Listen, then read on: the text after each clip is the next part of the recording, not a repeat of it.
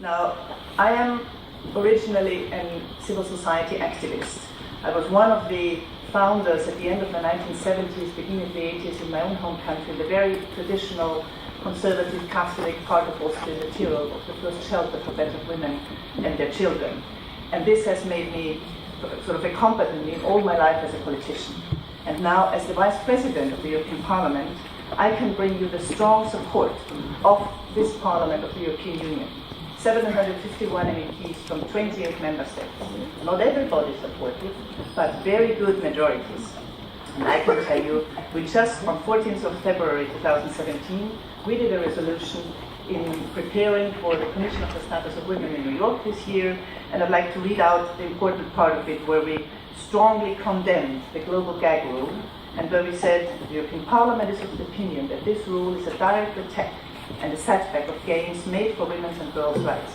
And we call on the European Union and its member states to counter the impact of the gag rules by significantly increase SRHR funding and launching an international fund, which has been done already, to finance access to birth control and safe and legal abortions using both national as well as EU development funding in order to fill the gap.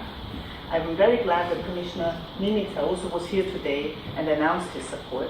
I can tell you we will continue doing that, and also next week, on the 9th of March, there's going to be a conference in the European Parliament, where also Minister de Croo is going to be there, on the Global Gag Rule and its implications for European Union aid and health programs.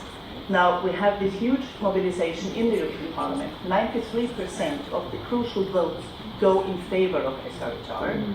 But of course, we have anti-choice campaigners. We have those who think that traditional values would mean that women and girls should not just stay at home, but also not have sex or whatever else, and not become pregnant. Well, maybe they want to become pregnant, but not when sex is not voluntary.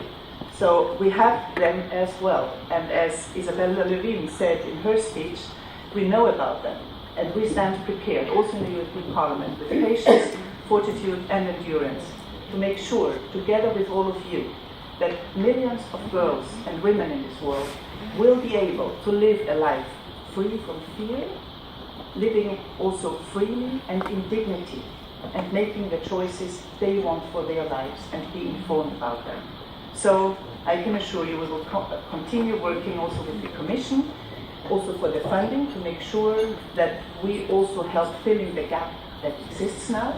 And as has been said before, hashtag, you can count on the European Parliament. So she will be able to decide. Thank you very much.